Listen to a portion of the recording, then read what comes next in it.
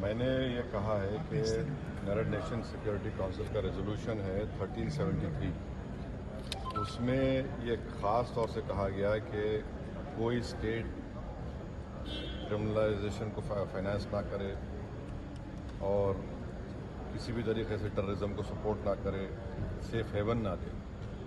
تو پاکستان برسوں سے اس ریزولوشن 1373 کا وائلیشن کر رہا ہے. دوسرا، اگر آپ یونائٹڈ نیشن کا آرٹیکل 51 پڑھیں گے، یہ ہم کسی اسٹیٹ کو دوسرے اسٹیٹ کے خلاف سیلف ڈیفنس میں ایکشن لینے کا اختیار دیتا ہے، اور اس میں ایک ورڈ ہے بیلیجرنٹ ریپرائزلز، اس کو ہم استعمال کرنا چاہیے، میں نے کہا. اور تیسرا یہ کہ ہمارے سمویدھان میں آرٹیکل 355 ہے جو یہ کہتا ہے کہ یونین پر ایک ڈیوٹی ہے ایکسٹرنل ایگریشن سے اسٹیٹس کو بچانے کے لیے.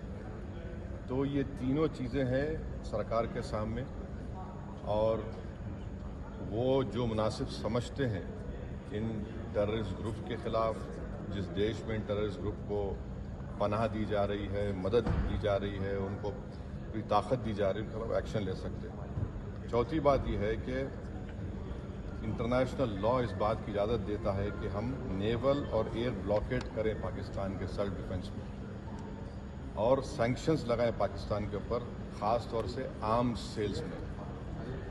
اس کے بعد میں نے یہ کہا کہ وہاں پر میڈوز میں آخر کیوں CRPF نہیں تھی وہاں پر، کیونکہ میں نے پوچھا ہے کہ جنوری میں CRPF کے 2 یونٹ کو ہٹا لیا گیا تھا وہاں سے.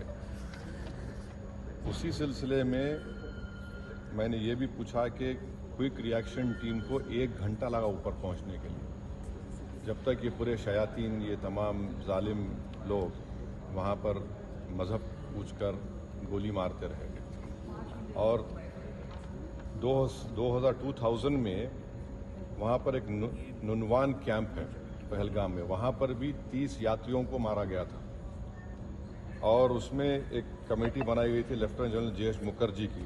اس کا رپورٹ کا کیا ہوا؟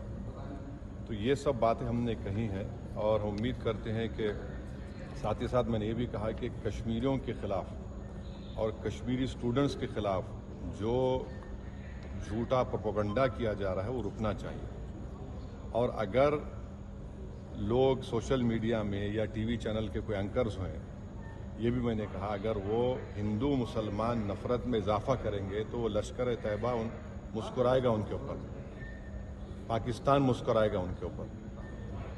آپ اس طرح سے کسی ایک سمودائے کو جو اس باعزت اس ملک کے شہری ہیں، اور مسلمانوں کا اس سے کوئی تعلق ہے نہ کبھی رہے گا، یقیناً ہم مان رہے کہ ان دہشت گردوں نے کسی کا ریلیجن پوچھ کر ان کی جان لی، وہ کنڈیمنیبل ہے، میرے پاس تو الفاظ بھی نہیں ہیں. مگر اگر آپ اس کے جواب میں اگر یہ کریں گے تو پھر ہم ان لوگوں کو طاقت بخش لیں گے جو انہوں نے اس طرح کا ٹیررزم کیا.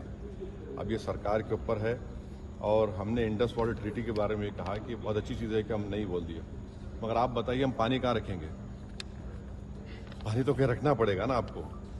تو اور اس میں آپ دیکھیے کہ انڈس واٹر ٹریٹی میں جو چناب کا علاقہ ہے وہ پورا پہاڑی علاقے سے پانی جاتا ہے، جہلم کا جو ہے وہ زمینی علاقے سے جاتا ہے، اور ورلڈ بینک اس کا انٹرلوکیٹر ہے. تو اس پر ہم نے کہا کہ اس پر دیکھنے کی ضرورت ہے، اور سرکار جو بھی ایکشن لے گی ہمارے دیش کے تمام لوگوں کو ان کی جان اور مال کو بچانے کے لیے، خاص طور سے اس بزدلانہ وحشیانہ دہشت گرد حملے کے بعد، ہم اس کی تائید کریں گے. یہ کوئی سیاسی مسئلہ نہیں ہے، یہ ہمارا نیشنل مفاد ہے، نیشنل انٹرسٹ میں ہے، اور ہم ان کے ساتھ کھڑے رہیں گے. سر، یہ آپ نے انڈس واٹر ٹریٹی پہ بولا، تو کیا آپ بول رہے ہیں کہ یہ ایکشن نہیں لینا چاہیے کیا؟ نہیں، میں یہ دیکھیے، آپ نے تو دیکھیے ورلڈ بینک انڈیا اور پاکستان میں بیٹھ کر یہ ٹریٹی کروایا، وہ اس کا انٹرلوکیٹر ہے. بھائی پانی کو کہاں رکھیں گے آپ؟ اچھا ہے آپ نے اچھا سٹیپ لیا، مانتے ہیں، پانی کہاں رکھیں گے آپ؟ ڈیم بنا سکتے. آپ بھائی ڈیم بنائیے نا. یہ اسٹینڈنگ کمیٹی تھی، اس نے بھی اس کو کہا تھا کہ ہم کو انڈس نہیں، اب واٹر وہ ٹریٹی سمجھ جائیے، میں نے یہ کہا کہ آپ نے لیا ہے جو steps cabinet committee on security میں لیا آپ نے، ٹھیک ہے، مگر ورلڈ بینک انٹرلوکیٹر ہے اس کا، تو وہ بھی دیکھیں، انٹرنیشنل لا سے دیکھنے کی ضرورت ہے. وہ تو سرکار سے پوچھو، ہم نے کہا یہ بات کہی. Thank you. The Biju Janata Dal today represented its views in the all-party meeting. The statement that was given to me by our Honorable Party President was the Biju Janata Dal and our Honorable Party